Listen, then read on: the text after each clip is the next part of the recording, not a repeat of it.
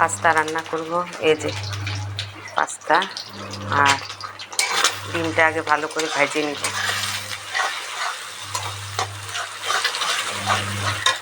আর এখানে পেঁয়াজের জন্য ডাল গ্রাইন্ড করে নিচ্ছি, দিলাম। আর এই যে ম্যাগি মশলাটা দিয়ে দিচ্ছি, দিয়ে ডিমটা একদম জুড়া জুড়া করে ভেজে ফেলবো। ডিমটা ভাজা হয়ে গেছে, উঠিয়ে নিয়েছি। আর তেল দিলাম, আর এই যে সবজিগুলো দিয়ে দিচ্ছি। এখানে ফুলকপি, ক্যাপসিকাম, তারপরে হচ্ছে বরবটি, পেঁয়াজ কলি, তারপরে গাজর, আর হচ্ছে এই যে মটরশুঁটি। অনেকগুলো মটরশুঁটি কিনে ফ্রোজেন করে রাখছি আমি। সবজিগুলো আমি একটু ভাজবো। আর ফুলকপিটা আমি একটু ভাপ দিয়ে নিচ্ছি, কারণ পাস্তা রান্না করার সময় আমি অত সবজি বেশি ভাজি না, একটু হালকা হালকা কাঁচা থাকলে খেতে টেস্টে লাগে। এখন ভালো করে ভেজে নিব। কাঁচামরিচ দিয়ে দিচ্ছি, একটু সয়া সস দিয়ে দিলাম, কারণ সয়া সসে তো লবণ থাকে, আমি লবণ ইউজ করবো না। পাস্তা সিদ্ধ করার সময় আমি লবণ দিয়েছি, আর একটু তেল দিয়ে পাস্তাটা সিদ্ধ করেছি। আর ডিমটাও সয়া সস দিয়ে ভাজলাম, অত লবণ লাগবে না।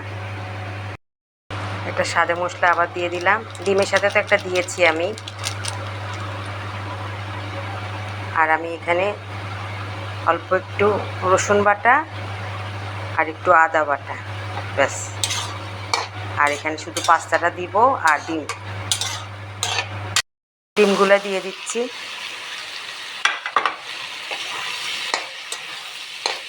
অনেক টেস্ট হয় এই পাস্তাটা এইভাবে রান্না করলে। আর এখন পাস্তাগুলো দিয়ে দিই। এই তো পাস্তাগুলো দিয়ে দিলাম, আর এখন মিক্স করে ভালো মতো রান্না করে নিব। তারপরে আপনাদেরকে দেখাচ্ছি কেমন হয়েছে। এখন রান্নাটা করে নিই ভালো করে। এই তো পাস্তা হয়ে গেছে, দেখেন কতটা সুন্দর হয়েছে। এখানে অতটা কালার বোঝা যাচ্ছে কিনা আমি বুঝতে পারতেছি না, খুবই সুন্দর হয়েছে। দেখেন কে কে খেতে ভালোবাসেন পাস্তাটা। যাক, রান্না করে ফেলছি। আর এখন পেঁয়াজও ভাজবো। তা চুলাটা বন্ধ করে আপনাদেরকে ফাইনাল লুকটা দেখাচ্ছি। হয়ে গেছে আমার পাস্তা রান্না। ইফতারের জন্য পাস্তা, সঙ্গে ছোলা, পেঁয়াজু, আরও অন্যান্য জিনিস আছে। তারপরও পাস্তাটা রান্না করলাম। আমার ছেলে মেয়ে খেতে ভালোবাসে, ওরা ছোলা ভাজি পেঁয়াজু এগুলো কম খায়।